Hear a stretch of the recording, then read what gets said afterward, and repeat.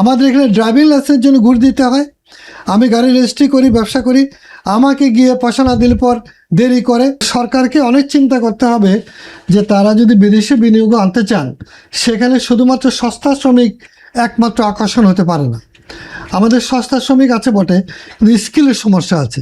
যারা স্কিল্ড তারা কিন্তু বাইরে চলে যাচ্ছে, অতএব কারণ এখানে পর্যাপ্ত পারিশ্রমিক পাচ্ছে না, অতএব তারা বাইরে ভালো পারিশ্রমিক পায়, তারা চলে যাচ্ছে। আবার আমাদের যে শিক্ষা ব্যবস্থা, সেখানে কিন্তু স্কিলের প্রাধান্য অনেক কম। সেখানে বেশিরভাগই হলো আমরা জেনারেল এডুকেশনের মধ্যে সবাই MBA BBA করে পর লক্ষ লক্ষ ছেলেপেলেরা। অতএব সামগ্রিকভাবে কিন্তু টোটালি দেখতে হবে আপনাকে যে আপনি এই গিভেন দি হোল সার্কামস্টেন্সেস কোন দিকে আপনি যাবেন, কিভাবে আপনি বাজেটে কোথায় কোথায় আপনি বাজেটটাকে ইনফ্লুয়েন্স করবেন। এক্সট্রিম মশার কয়েল প্ল্যান্ট ফাইবার দিয়ে তৈরি, তাই সহজে ভাঙে না, সুগন্ধিযুক্ত ও নিরবিচ্ছিন্নভাবে জ্বলে। ডেঙ্গু, চিকুনগুনিয়া বাহি সহ যে কোনো মশার বিরুদ্ধে দেয় এক্সট্রিম সুরক্ষা।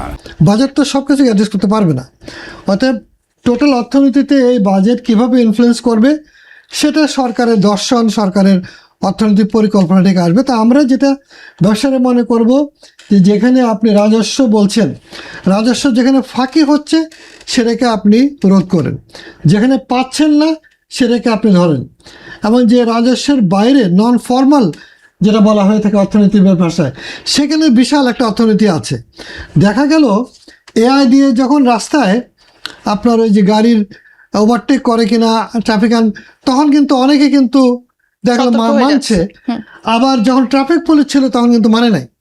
এটা একটা বিরাট উদাহরণ। কিন্তু আমি তারেক সাহেবকে ধন্যবাদ জানাই, অভিনন্দন জানাই যে তুমি এই ফলটা প্রমাণ করে যে ব্রিটেনের মতো দেশে উনি যদি গাড়ি কেনেন, ওনাকে কিন্তু BRT-তে যেতে হবে না।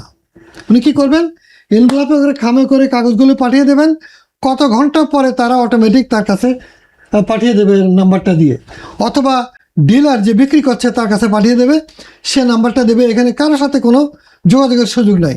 আমাদের এখানে ড্রাইভিং লাইসেন্সের জন্য ঘুষ দিতে হয়। আমি গাড়ি রেজিস্ট্রি করি, ব্যবসা করি, আমাকে গিয়ে পয়সা না দিলে পর দেরি করে। অতএব এই জায়গাগুলো কিন্তু অনেক ট্রেড ফ্রেন্ডলি, বিজনেস ফ্রেন্ডলি করার সুযোগ আছে, রেভিনিউ বাড়ার সুযোগ আছে, দেশের টোটাল অর্থনীতিতে এগুলাকে ঢেলে সাজাবার মতো সুযোগ আছে। আমার মনে হয় যে বাংলাদেশে এখন বিদেশি বিনিয়োগ ছাড়া কোনো উপায় নাই। আমাদের দেশি ব্যবসায়ীদের অবস্থা মোটেই ভালো না, তারা অনেক খারাপ অবস্থাতে আছে। অতএব বিদেশি বিনিয়োগ এনে আমাদের বিনিয়োগের জায়গাটাকে তাদের চাপে পড়ে কিংবা তাদের প্রয়োজনে আমরা যে ইমপ্রুভমেন্টটা হবে, এতে কিন্তু আমাদের বিনিয়োগও বাড়বে আমি মনে করি। অতএব মালয়েশিয়া করেছিল।